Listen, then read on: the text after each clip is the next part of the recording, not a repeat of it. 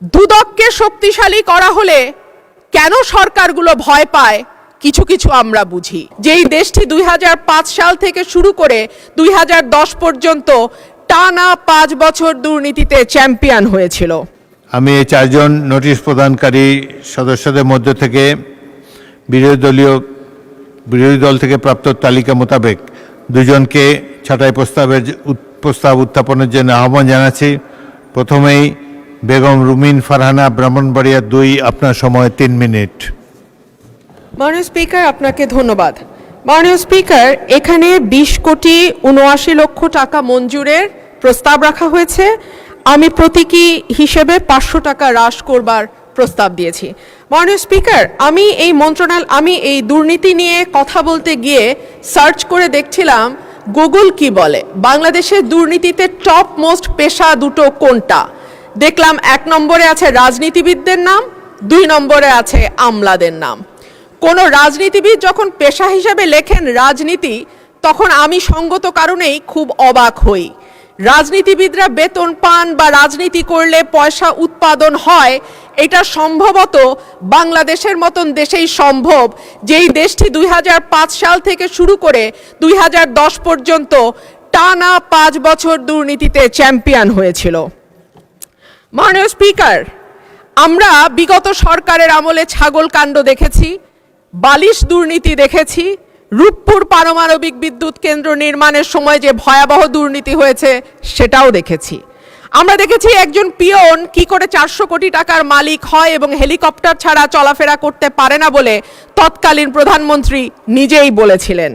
মাননীয় স্পিকার, আমরা ব্যাংক থেকে লক্ষ কোটি টাকার লোপাট দেখেছি, ভুয়া কোম্পানির নামে অর্থ আত্মসাৎ, ইচ্ছাকৃত ঋণ খেলাপি ইত্যাদি ইত্যাদি দেখেছি। ওভার ইনভয়েসিং, আন্ডার ইনভয়েসিং, হুন্ডি, ভুয়া রপ্তানি বিল মারফত টাকা কিভাবে দেশের বাইরে পাচার হয়েছে। আমরা দেখেছি মেগা প্রজেক্ট, মেগা দুর্নীতি। আমরা দেখেছি নিয়োগ, পদোন্নতি এবং সরকারি কেনাকাটায় অনিয়ম। স্বাস্থ্য খাতে মিঠু সিন্ডিকেটের দৌরাত্ম্যের কথাও কম বেশি আমরা জানি। আর সে কারণেই মাননীয় স্পিকার, আমাদের আশা ছিল যে 5ই অগস্টের পরে যখন নতুন বাংলাদেশের কথা হচ্ছে, তখন দুদককে নখদন্তহীন বাঘ থেকে আমরা একটা শক্তিশালী প্রতিষ্ঠানে পরিণত করতে পারব। অন্তর্বর্তীকালীন সরকার প্রস্তাব দিয়েছিল, অধ্যাদেশ তৈরি করেছিল, দুর্নীতি দমন কমিশন সংশোধন অধ্যাদেশ 2025। মাননীয় স্পিকার, এই সরকার ক্ষমতায় আসার পর 100-র উপর অধ্যাদেশ আইনে পরিণত হয়েছে, কিন্তু দুর্নীতি দমন কমিশন সংশোধন অধ্যাদেশ আইন করা হয় নাই।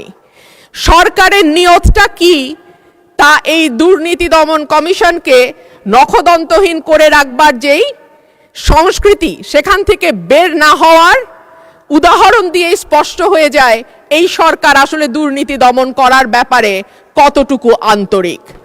মাননীয় স্পিকার, দুদককে শক্তিশালী করা হলে কেন সরকারগুলো ভয় পায় কিছু কিছু আমরা বুঝি।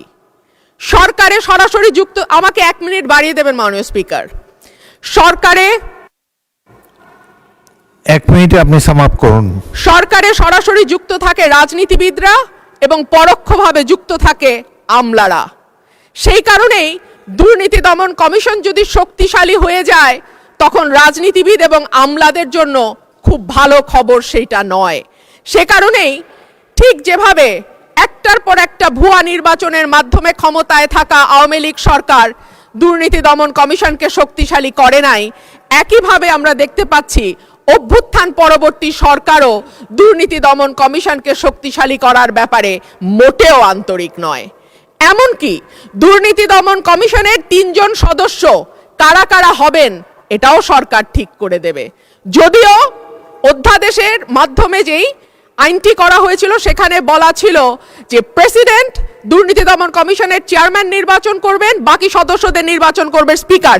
সেটাও সরকারি দলের হাতেই থাকতো, কিন্তু সেইটুকু করবার মতন সাহসও সরকার দেখাতে পারে নাই।